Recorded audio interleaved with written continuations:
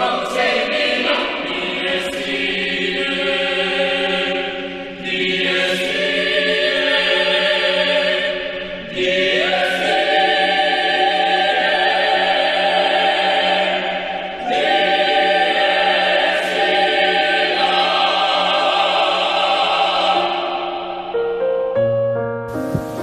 el nombre del Padre, del Hijo y del Espíritu Santo.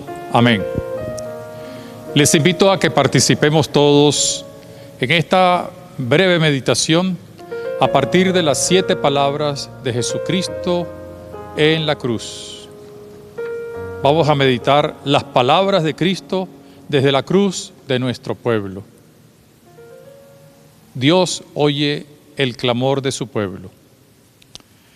Desde los inicios de la historia de la salvación, Dios tenía en su designio salvar a la humanidad y constituir en ella un pueblo que fuera la semilla del gran pueblo que su Mesías inauguraría en la plenitud de los tiempos.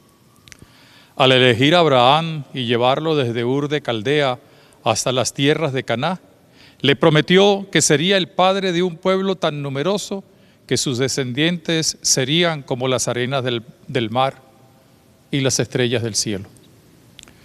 Por las circunstancias de la historia, el pequeño germen de ese pueblo hubo de emigrar a Egipto, donde una vez establecido, se hizo numeroso y era la mayor fuerza laboral de entonces. Los favores recibidos por los anteriores faraones se trastocaron ante la arrogancia llena de recelo de Ramsés, quien decidió frenar sus capacidades de reproducción y esclavizarlo. Así, ordenó asesinar a todo niño hebreo varón que naciera en su templo. Fue un golpe duro para el pueblo de Dios. Por intervención divina, uno de ellos fue salvado de entre las aguas del Nilo. De allí su nombre hebreo, Moisés, Moshe, quien fue adoptado por la hija del faraón, por lo cual devino en hermano adoptivo del próximo faraón, quien a su tiempo recrudeció las acciones en contra de los hebreos. Sabía que era hebreo. Cuando creció en solidaridad con sus hermanos de raza, asesinó a un capataz egipcio que maltrataba a un hebreo, y esto le obligó a huir al desierto. Allí se dedicó al cuidado y pastoreo de rebaños y esposó a la hija de un pastor llamado Jetro. En un determinado momento, atraído por una zarza que ardía sin consumirse, Yahvé se le aparece a Moisés y le invita a descalzarse por estar en una tierra sagrada, sagrada por el encuentro con Dios. En ese episodio, Yahvé le comunica 2 cosas. Una primera, que ha escuchado el clamor de su pueblo oprimido por el faraón y su gente. Y en segundo lugar, la decisión de liberarlo de la esclavitud a fin de que sea un pueblo libre como él lo había determinado desde el principio. Pero hubo algo más. Yahvé le dice a Moisés que él lo ha destinado a ser el liberador de ese pueblo. La historia que sigue la conocemos, desde las peripecias que tuvo que hacer por mandato divino hasta la salida camino del desierto, desde el paso del Mar Rojo en forma victoriosa hasta la alianza en el Sinaí, desde el largo camino por el desierto hasta la llegada a la tierra prometida. El acontecimiento de la salida de Egipto fue conocido como la Pascua, el paso liberador del Señor, que junto con la alianza constituyen los 2 ejes de la vida, del culto y de la historia del pueblo de Dios de Israel. Con el pecado de Adán y Eva, según la palabra de Dios en el Génesis, se rompió la comunión inicial de la humanidad con Dios. Hubo la expulsión del paraíso terrenal y comenzó la dura historia humana con sus dolores y angustias, aunque no faltaron los destellos de la luz divina. Dios prometió la salvación a través de un Mesías y al instituir al pueblo de su elección, hizo saber que de su seno saldría el gran liberador de la humanidad. en todo tiempo previo a la llegada del Mesías, Dios actúa y salva a su pueblo. Dios escucha los clamores de su pueblo y de toda la humanidad. Y al llegar a la plenitud de los tiempos, envió a su Hijo para que, haciéndose hombre, cumpliera su voluntad de liberar a la humanidad. Durante su vida y ministerio público, ese liberador, Jesús, fue dando a conocer más definitivamente el designio de su Padre y sorprendió a los suyos cuando ofreció su vida por la salvación de la humanidad. Condenado injustamente, fue crucificado. Desde la cruz pronunció unas palabras que encerraban los clamores de la humanidad y murió. Aparentemente fue un fracaso, pero el inicio de una nueva creación y con ella de la auténtica liberación que permitiría a la humanidad poder experimentar la filiación divina, pues cada ser humano recibió la capacidad de llegar a ser hijo de Dios. Sin embargo, a lo largo de la historia humana se siguen dando diversos tipos de opresión. El demonio, siempre herido de muerte por la cruz de Cristo, busca devastar en medio de los creyentes, en medio de todos los seres humanos, la unidad con Dios. No hay que pensar solo en los así denominados poseídos. Él busca imponer el reino de la oscuridad, del terror, de la muerte, disfrazado de una belleza efímera, solo para atraer engañando. De esto nos habla el libro del Apocalipsis. La historia de la salvación luego de la ascensión está asignada por la continua lucha dirigida por el dragón, es decir, el demonio, y sus secuaces en contra de los seguidores del Cordero, quienes siempre tienen la certeza de salir victoriosos. Para ello, Jesús liberador dejó a la iglesia. Al estilo de Moisés, a ella le corresponde conducir al pueblo liberado por el misterio pascual del Redentor hacia la tierra prometida del cielo. De allí, aún en medio de sus sombras, que en todas las épocas la iglesia resplandece como luz de las naciones. En nuestro momento histórico, Dios sigue escuchando los clamores de su pueblo, la humanidad, allí donde se encuentre. En no pocos lugares se experimenta tan dura la situación que podemos hablar de un pueblo que carga una pesada cruz hacia el Calvario y que incluso está clavado ya en ella. Cristo se identifica con ese pueblo lleno de dolor y le pide a la iglesia que lo haga. Son diversos los modos, desde la opción preferencial por los pobres, pecadores y vulnerables, hasta las manifestaciones de solidaridad extrema y el martirio de muchos de sus miembros, si fuera necesario. Hoy en Venezuela seguimos sintiendo que Dios escucha el clamor de su pueblo crucificado por la opresión y los embates del desamor. Desde la cruz de su pueblo, Jesús, pronunciando las palabras que los evangelistas nos refieren en los relatos de la pasión del Señor, nos escuchamos sus palabras. Muchos no las oyen por estar ensordecidos debido a su arrogancia, corrupción y prepotencia.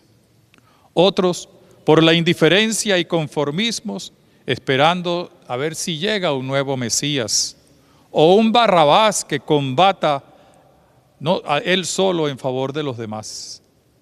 Los hay quienes prefieren los cantos de sirena y aguardan lo impensable.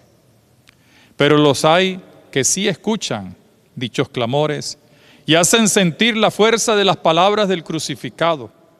Los que no tienen miedo de ir al encuentro de los más necesitados, los que no rehuyen su compromiso de solidaridad, los que actúan con la fe y la esperanza, características propias de un amor fraterno.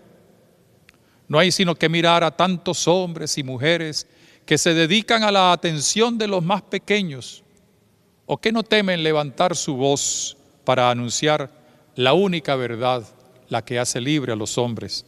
Los grupos y comunidades que, haciendo florecer la semilla del Evangelio, así entonces edifican la paz y el amor, los que acompañan a los heridos en el cuerpo y en el alma. Ofrecemos así esta meditación para seguir difundiendo un hecho irreversible, la liberación iniciada por Jesús de Nazaret, liberación integral. Para ello, entre otras muchas cosas, nos queremos hacer eco meditativo de las palabras del Maestro desde la cruz de nuestro pueblo. Te adoramos, oh Cristo, y te bendecimos, que por tu santa cruz redimiste al mundo. Padre nuestro, que estás en el cielo, santificado sea tu nombre. Venga a nosotros tu reino. Hágase tu voluntad, así en la tierra como en el cielo. Danos hoy nuestro pan de cada día. Perdona nuestras ofensas, como también nosotros perdonamos a los que nos ofenden.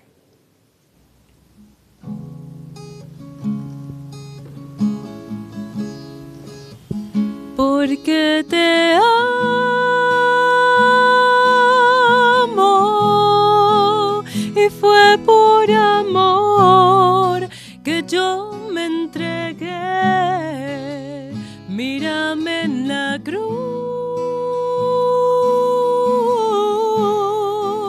no hay nada que yo no haga por ti.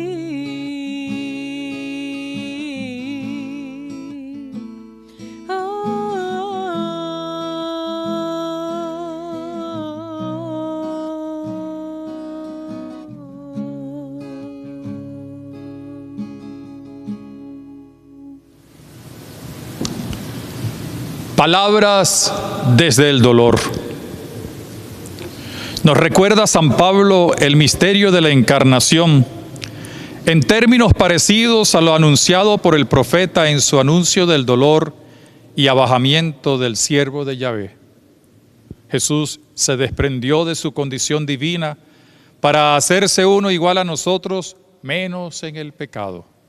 Así, desde su pequeñez pudo enriquecer con la glorificación de la resurrección a toda la humanidad. Supo compartir las esperanzas y alegrías, el ansia de conocer a Dios, los dolores y hasta la misma muerte, fruto del pecado de los primeros hombres. Su vida se convirtió en ofrenda redentora para poder cumplir la voluntad del Padre, la salvación de todos los seres humanos. No fue una muerte normal, se tornó en sacrificio. Él mismo lo anunció cuando profetizó que debía ser alzado para esa ofrenda. Lo anunció cuando se presentó bajo la imagen del buen pastor, capaz de dar la vida por sus ovejas. Lo ratificó en la última cena al decir que no había mayor amor que dar la vida por los amigos. Y así se realizó. Como bien lo recordamos, cargó con todas las miserias y pecados de los hombres. Ello implicó asumir sus dolores. En efecto, desde el Jueves Santo por la noche y en su oración en el huerto de Getsemaní, Jesús experimentó la angustia ante la muerte, pero no claudicó, pues debía cumplir la voluntad del Padre Dios. A partir de ese momento, los dolores que había tratado de aliviar con señales milagrosas y palabras de consuelo, los experimentó en carne propia. Sí, su propia carne lastimada, ultrajada y herida por los latigazos, ofendida por insultos y menospreciada y rebajada al extremo de experimentar la injusta condena a ser clavado en la cruz. En la cruz llega el culmen del dolor, los clavos, el cansancio, la desolación, la fatiga, la agonía. Todos los dolores se concentran como en un laberinto, sin posibilidad de retorno y con la única salida cierta, la muerte. Lo miran desde todos los sitios, unos con ojos de rabia clamando victoria y profiriendo insultos, otros con interrogantes al preguntarse si ese no era quien hacía prodigios y ahora está clavado a su impotencia.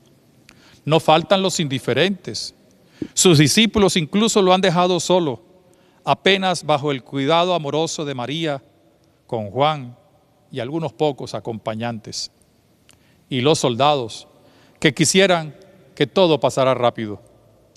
Allí en medio de la soledad contradictoriamente solidaria con toda la humanidad que quiere rescatar para el Padre Dios, desahoga su cansancio y grita al Padre: Dios mío, ¿por qué me has abandonado? La soledad parece hacer más fuertes y agudos los dolores físicos y psicológicos. No parece encontrar consuelo. Más bien lo siguen desafiando. Hasta uno de sus compañeros de suplicio lo desafía. Le reta a salvarse él y a salvarlos a ellos. El dolor y el cansancio, más el calor de la hora, son tan fuertes que se concentran en su garganta. Necesita refrescarse un poco para ver si aguanta. Tengo sed. En vez de darle un sorbo de agua, el soldado romano apela a una desagradable estrategia: cauterizarle la garganta reseca y desgarrada por el dolor de todo el cuerpo. Entonces, le hace probar una pócima amarga a base de vinagre. Se ha llegado al extremo del menosprecio, pues en el fondo, lo que se pretende con ese acto es terminar de anestesiar el dolor y apurar el desenlace final. Hoy Cristo vuelve a estar tan identificado con su pueblo aquí en nuestra nación, que comparte la experiencia de su cruz. Hace suyo los dolores que acogotan a nuestra gente y también presta su voz para elevar el tono del clamor que brota de sus corazones y espíritus. Los refuerza para que todos nosotros podamos oírlos y reaccionar. Él sabe que el Padre los está escuchando y que nos ha encargado a nosotros, los hombres y mujeres de la iglesia y las personas de buena voluntad, para que reaccionemos con misericordia y compasión, al estilo del Cireneo y de la Verónica, pero nunca a la manera de los opresores. Hoy se vuelven a escuchar las palabras del dolor del crucificado del Gólgota en los crucificados de nuestra tierra. Dios mío, ¿por qué me has abandonado? Bien sabemos que cuando Jesús lo exclamó, sabía que el Padre no lo había dejado a la deriva o solo. Él estaba allí recibiendo su entrega sacrificial. Sin embargo, en la mayoría de los que sienten el dolor causado por la opresión, el menosprecio, la enfermedad, el empobrecimiento, la soledad, se le hace inmensa esa soledad, como un abismo sin fondo y sin aparentemente una mano amiga que consuele. Por eso, Dios apela a cada uno de nosotros para que seamos de verdad sus colaboradores al compartir esos dolores con la ternura de la compasión y de la solidaridad fraterna. No es para menos. Son miles y miles y miles los que se sienten abandonados y deben huir del país en búsqueda de una aparente mejor condición de vida. Dejan un país rico y lleno de tantos recursos, asaltados estos recursos como si se tratara de un botín conseguido por piratas de los mares o salteadores del camino que están devastando tanto las arcas de la nación como los recursos producidos por la naturaleza, incluso al destruir la casa común, como sucede en el asalto bien programado y sostenido del arco minero en Venezuela. Al huir como migrantes se sienten abandonados por no tener seguridades de protección. No hay sino que ver lo que sucede en tantos puntos de control, donde quienes por un uniforme y por un armamento se creen los dueños de lo poco que ellos llevan, o por caer en las garras de tantas mafias que los llevan engañados hacia la prostitución o la esclavitud en paraísos turísticos del Caribe, o por quienes, olvidándose de la dignidad humana común a todos, los persiguen, los expulsan, los consideran bioterroristas, los maltratan con saña xenófoba en algunos países. Abandonados están los enfermos e incluso los sanos, debido a un fracasado y deteriorado servicio de salud pública. Abandonados están los padres y las madres de los hijos que han visto caer a sus hijos en las garras feroces del narcotráfico, al convertirlos en esclavos de sus acciones o en destinatarios de este comercio de muerte. Abandonados se sienten niños, adolescentes y jóvenes ante un futuro totalmente incierto, recrudecido por un sistema educativo sin pies ni cabeza. Abandonados se sienten los ciudadanos que han debido asumir posturas de resignación ante algo que pareciera haberse convertido en normal. El empobrecimiento de un país que sigue teniendo riquezas mal empleadas por grupos minoritarios. O los cortes de energía eléctrica que cambian la rutina ordinaria de la vida al crear desasosiego y frustración. O las colas de gasolina y sus consecuencias en el país con las mayores reservas mundiales de hidrocarburos. O el abandono de quienes en vez de estar al lado del pueblo se preocupan de sus propios intereses y de asaltar el poder. Ese pueblo crucificado clama: tengo sed. Es la sed que resume muchos dolores. No es solo la sed del agua natural, es también la sed de alimentos que no llegan a la mesa de numerosos hogares en Venezuela, donde la desnutrición ha crecido en cifras casi increíbles. Es la sed de justicia que es manipulada y condicionada a las presiones de los jerarcas políticos del momento. Es la sed de respuesta ante situaciones que no se terminan de entender, como la tan devaluada moneda nacional que ya hasta vergüenza da hablar de ella. O la mentira continuamente disfrazada de verdad al más clásico estilo del gobelianismo nazi. O los argumentos tan cacareados de una guerra económica con los cuales no hemos podido adquirir recursos para un repunte económico del país. La falta de respuesta a una inocente pregunta que tiene que ver con esto último. Se nos dice que no tenemos recursos para reactivar la industria petrolera o para invertir en salud. Pero ¿de dónde salen los recursos supermillonarios para pagar los abogados de una sola persona afecta al gobierno? Pero el pueblo, con sus diversas expresiones, sigue con su cruz a cuestas o clavado en la dura cruz de una realidad alienante y destructora de ilusiones y esperanzas. No en vano repite en la voz de Jesús: Dios mío, ¿por qué me has abandonado? Es la voz de quien tiene la sensación de abandono, que no sabe cómo calmar su dolor y en vez de recibir un apoyo es burlado al recibir un vinagre amargo cuando clama: tengo sed. Te adoramos, oh Cristo, y te bendecimos, que por tu santa cruz redimiste al mundo. Padre nuestro, que estás en el cielo, santificado sea tu nombre, venga a nosotros tu reino, hágase tu voluntad, así en la tierra como en el cielo. Danos hoy nuestro pan de cada día, perdona nuestras ofensas, como también nosotros perdonamos a los que nos ofenden. No nos dejes caer en tentación y líbranos del mal.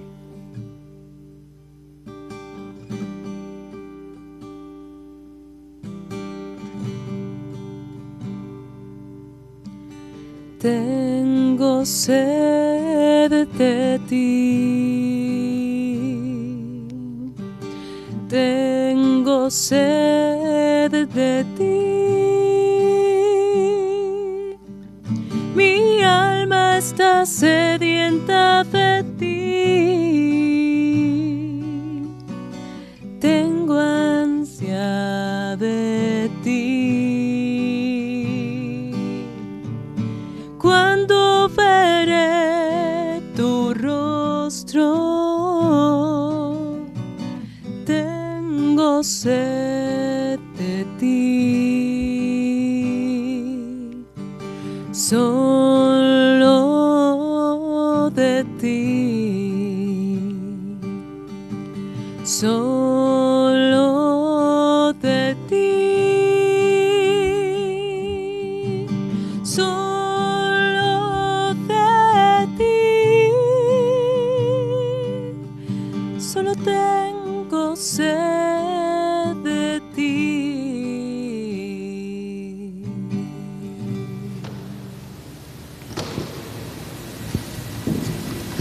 Palabras desde la misericordia.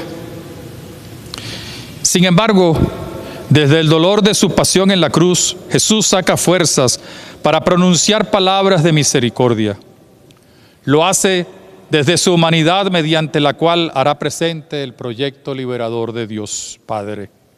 No son flaquezas del momento, sino demostración que no se deja vencer por el dolor y mucho menos por la presión que ejercen los soldados y las autoridades judías.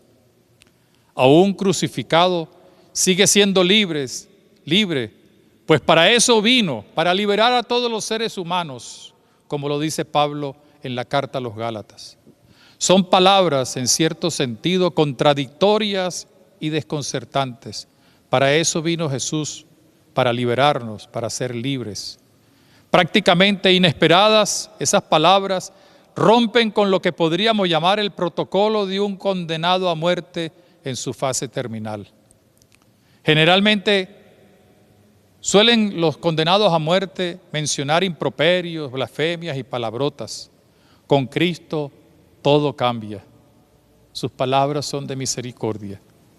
Es una manera de identificar su dolor con las características de su acción redentora.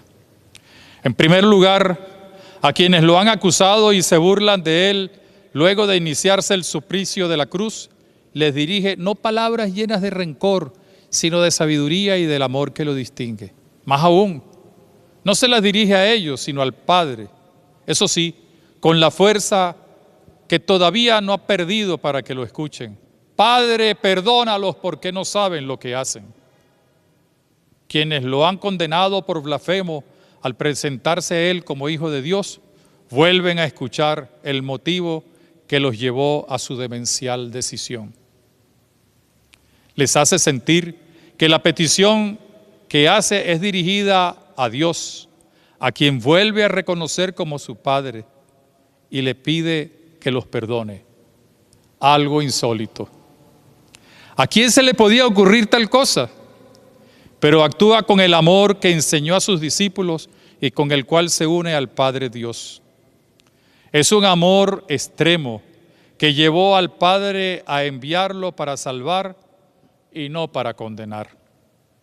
En consonancia con ello, añade, porque no saben lo que hacen. Los quiere hasta liberar de toda responsabilidad si es posible, manifestación de una misericordia radical. No es una justificación para ver si sus verdugos y acusadores se compadecen. Es consecuencia de lo que había enseñado al decir que había que amar y perdonar incluso a sus enemigos. Pocos minutos después se presenta otra ocasión para hacer sentir su misericordia. Uno de los salteadores crucificados junto a él le exige que actúe si es verdad que tiene poder regio. El otro le recrimina y le pide que también tenga compasión. Asimismo, parece descubrir quién es él y lo reconoce como Señor y Rey. Acuérdate de mí cuando estés en el paraíso. Cuando le pide eso, el Señor le responde, hoy estarás conmigo en el paraíso. El tono de la voz aún es fuerte, pero se reviste de eso que ha venido a hacer. No ha venido a condenar, sino a salvar. Palabras de misericordia y ternura que habrán resultado para el buen ladrón como un auténtico bálsamo para suavizar los dolores que él también experimentaba. Hoy estarás conmigo en el paraíso. En ese mismo escenario indefenso, ve a su madre junto con otras dos mujeres y al discípulo amado. No es mucho lo que se puede hacer. Ella menos, pues ni siquiera le permiten acercarse a tocar sus pies ensangrentados y atravesados por los clavos.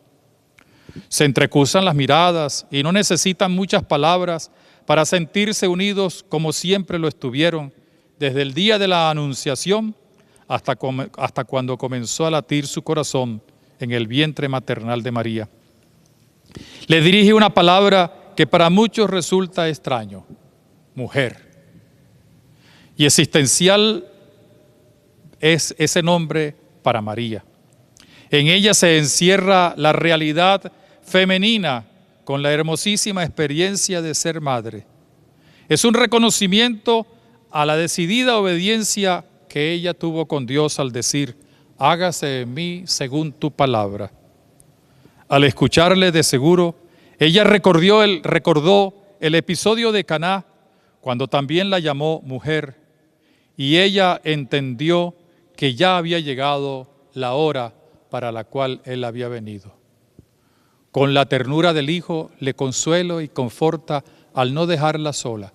Ahí tienes a tu hijo. Juan la recibirá y acogerá en su casa. En ese instante el discípulo amado representa a sus condiscípulos y a los que vendrán en el tiempo y hasta los confines de la tierra. Y ella se convierte en madre de los discípulos y en imagen realmente viva de la iglesia que nace ese día en el Calvario. Sin detenerse, se dirige a Juan. Hijo, he ahí a tu madre. El hijo quiere encerrar a toda la humanidad y a los discípulos de todos los tiempos. Ellos, como él, tendrán el privilegio de la maternidad espiritual de la Virgen Madre, pero a la vez irán entendiendo que ella, María, también representa a la iglesia. Lo que nos recuerda el evangelista es expresión del compromiso. Desde ese momento la acogió en su casa. No es un simple gesto de cariño o de solidaridad, es mucho más profundo. Acoger bíblicamente conlleva un acto de fe, de comunión, de identificación. Juan, los discípulos, con la fe, asumirá a María como madre, es cierto.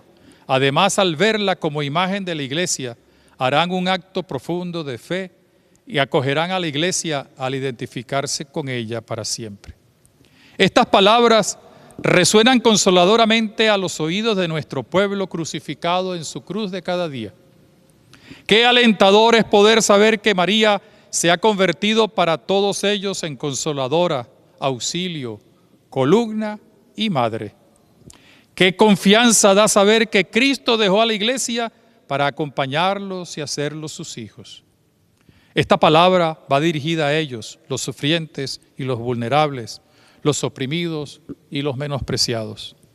Pero también a los hijos de la iglesia que han de acercarse sin miedo, con valentía creativa, con tal caridad que les convierte en solidarios y fraternos hasta el martirio. Esta palabra encuentra su realización en las acciones de tantos creyentes que arriesgan su vida o se desprenden de lo que poseen para sanar heridas, compartir cargas, prestar su voz para lo que lo han perdido o no son escuchados. Lamentablemente, no falta quien sienta el miedo ante esta responsabilidad y se encierra en su egoísmo, en su comodidad y hasta invente excusas. Hoy es necesario que no permanezcamos indiferentes ante la situación de quienes están crucificados, haciendo realidad las palabras alentadoras del crucificado. Mujer, he ahí a tu hijo. Hijo, he ahí a tu madre. También lo que ofrece al pecador convertido, aunque fuera en el último momento, sale al encuentro de los que se sienten desolados en estos tiempos de COVID y de crisis. Hoy estarás conmigo en el paraíso. Mientras los dirigentes y tantos otros personajes lo que buscan es hundir y hasta discriminar, como siempre, lo que dice el maestro conlleva acogida y esperanza. Así sucedió con la adúltera, con Zaqueo, con el hijo de la parábola del Padre de la Misericordia, y lo será luego con Pedro a la orilla del lago después de la resurrección. No son palabras de resignación, sino de dignificación. Lo que importa es su dignidad, que nunca será destruida, aun cuando sea mancillada por los opresores. Cuando la iglesia y otras instituciones y personas hablan en favor de la gente, no lo hacen por proselitismo o por politiquería. Lo hacen desde la convicción de la fe, pero ante todo del amor. Hoy, todos los discípulos de Jesús, los miembros de la iglesia y personas de buena voluntad, debemos alzar nuestra voz, no solo para denunciar, sino para recordar con insistencia que todos tenemos una dignidad. Podrá ser pisoteada, como de hecho lo es, pero nunca destruida. Es hora de que la gente que más sufre entienda que a través de nosotros el Señor les dice que están en su paraíso, es decir, en su corazón lleno de misericordia. Esto nos impulsa a asumir una tarea nada fácil y que puede, como de hecho lo es, ser incomprendida por tanta gente. Es la tarea de la reconciliación. El perdón no es impunidad. Hay que luchar para que se haga justicia y cada uno asuma sus responsabilidades. Pero ello conlleva hacer el camino para la reconciliación. De lo contrario, estaremos cavando trincheras de odio, rencor, venganzas y retaliaciones, junto con actitudes que provocarán guerras y enfrentamientos. No debemos caer en la complicidad de un silencio obsequioso, ni en componendas para librar a nadie de sus responsabilidades. Pero sí es necesario asumir la responsable tarea del amor que todo lo puede y reconcilia. Perdonar es ayudar a convertirse y cambiar y hacer lo posible para que la falta cometida, el crimen realizado, la corrupción hecha estilo de vida sea desterrada. Es un proceso de purificación. Nada fácil y que supondrá reconocer la culpa, recibir la corrección y de manera especial subsanar lo terriblemente hecho para poder entrar en el ámbito de la paz y de la gracia con la reconciliación. Todo ello es fruto de lo que dijo Jesús: Padre, perdónalos porque no saben lo que hacen. Te adoramos, oh Cristo, y te bendecimos, que por tu santa cruz redimiste al mundo. Padre nuestro, que estás en el cielo, santificado sea tu nombre. Venga a nosotros tu reino. Hágase tu voluntad, así en la tierra como en el cielo. Danos hoy nuestro pan de cada día. Perdona nuestras ofensas, como también nosotros perdonamos a los que nos ofenden. No nos dejes caer en la tentación y líbranos del mal.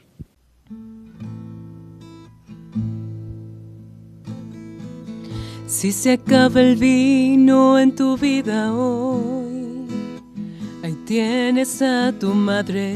Si solo hay tinajas pero no hay amor, ahí tienes a tu madre. Si estás buscando acercarte a Dios, ahí tienes a tu madre. Ahí tienes a tu madre. Ahí tienes a tu madre. Ahí tienes a tu madre. Ahí tienes a tu madre.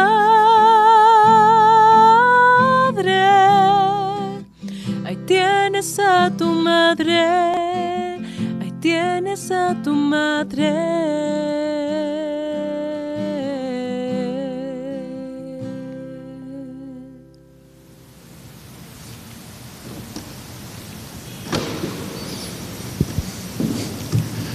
Palabras para la vida.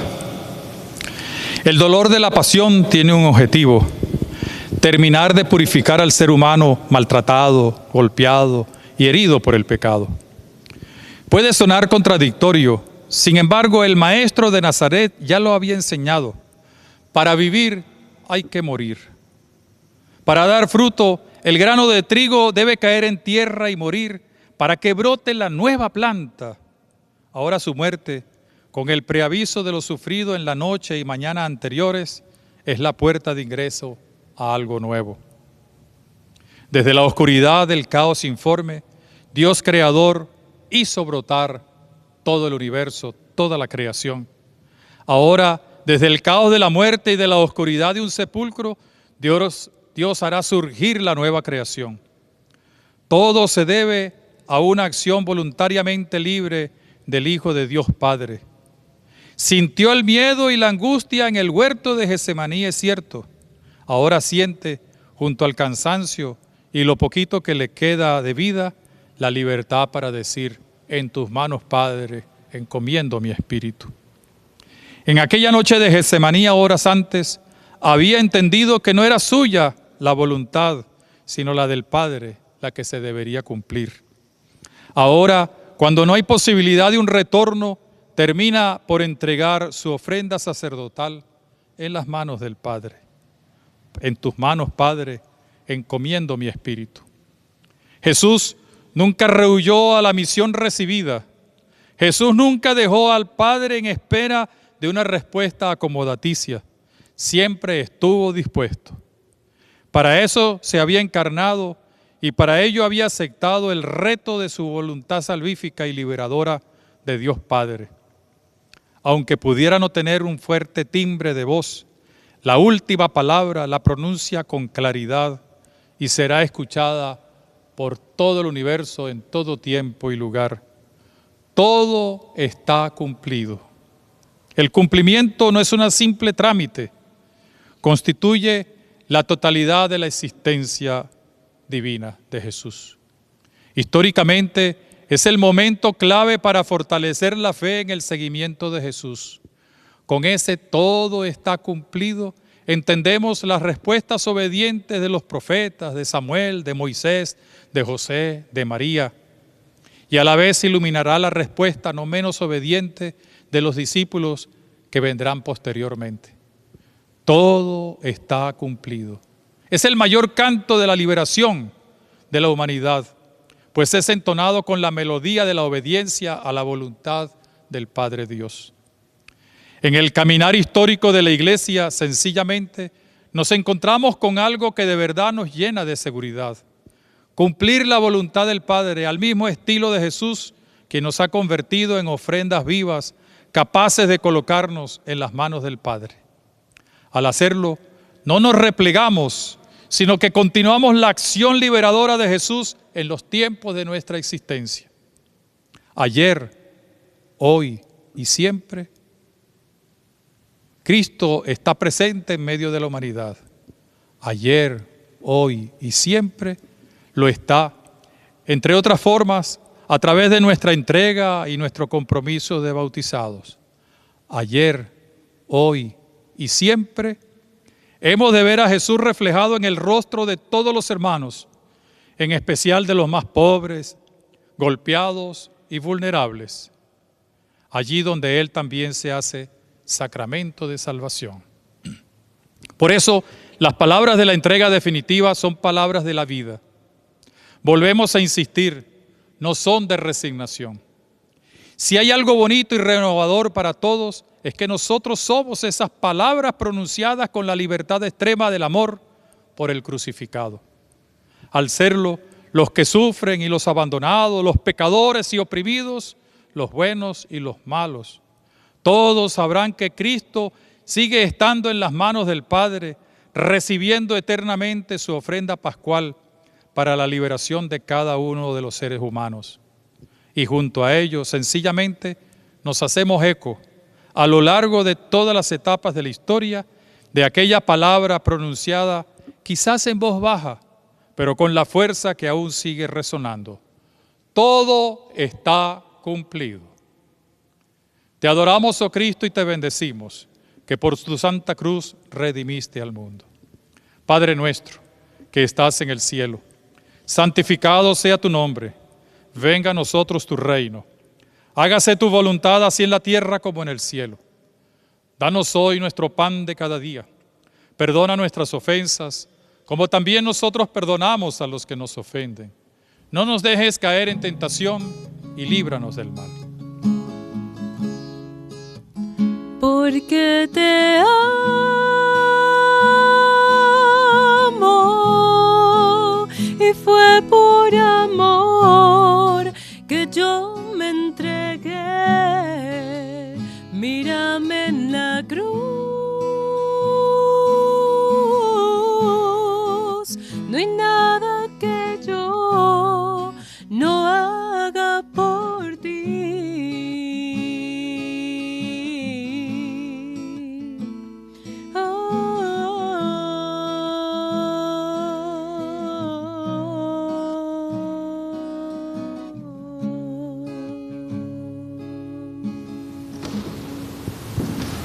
La palabra definitiva.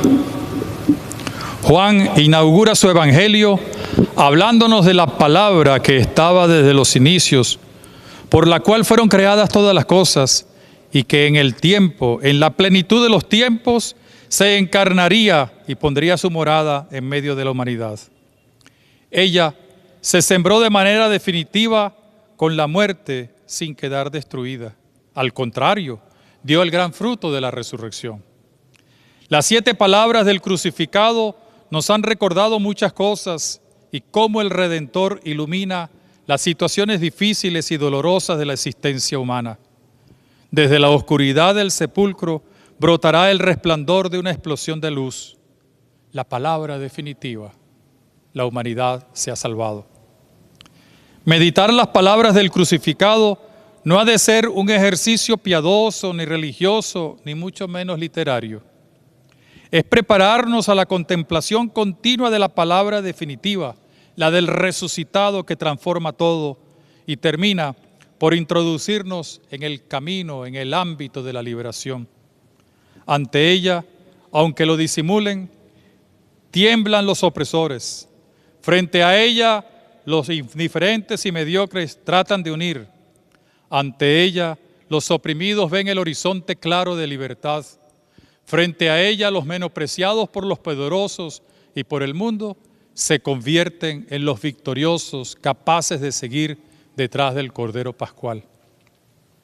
Entonces, al meditar estas palabras del crucificado, incluso desde la cruz de nuestro pueblo, se nos permite ver el resplandor de la luz pascual liberadora. Nos alienta a no desfallecer y a seguir luchando por la dignidad de nuestra gente, que es la nuestra. Si algo debe quedarnos bien claro a cada uno de nosotros al contemplar a quien traspasaron, es que lo podemos mirar, admirar, resucitando en medio de nuestra gente, siempre presente como hoy y ayer. Estas palabras, síntesis de la palabra definitiva, nos han de animar a continuar con todos los esfuerzos para hacer cambiar la situación que vivimos en nuestro país y en el mundo. La palabra definitiva nos acompaña con su fuerza renovadora y de transformación. Ella nos hace sentirnos hombres nuevos, mujeres nuevas, nuevas criaturas, constructores de una nueva sociedad donde todos somos capaces, necesarios y protagonistas. Con ella volvemos a sentir que hemos de poner nuestra mirada en el horizonte del reino y no desfallecer. Si las palabras del crucificado resuenan desde la cruz de nuestro pueblo, también es cierto que desde sus pechos y corazones traspasados por tantas lanzas de desamor, brota la luz de una liberación que nos permite ver cómo el resucitado sigue presente, está presente y seguirá presente en el ser y quehacer de nuestra gente. Te adoramos, oh Cristo, y te bendecimos, que por tu santa cruz redimiste al mundo. Padre nuestro, que estás en el cielo, santificado sea tu nombre. Venga a nosotros tu reino. Hágase tu voluntad así en la tierra como en el cielo. Danos hoy nuestro pan de cada día. Perdona nuestras ofensas, como también nosotros perdonamos a los que nos ofenden. No nos dejes caer en tentación y líbranos del mal. Que esta meditación nos ayude a ir siempre adelante en el nombre del Señor, que nos bendice, nos fortalece. En el nombre del Padre, del Hijo y del Espíritu Santo. Amén.